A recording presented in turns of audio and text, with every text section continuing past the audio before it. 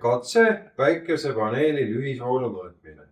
Selleks, et päikesepaneeli lühisvoolu mõõta, ühendame päikesepaneeli ampermeetriga. Paneme päikesepaneeli ampermeetri külge, siis Alsimene ei näita meile midagi, vool on ikkagi 0. Paneme lambi sisse.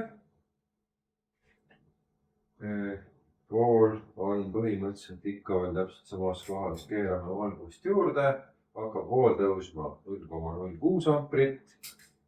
Järgmise katse juures tuleb 0,13 amprit.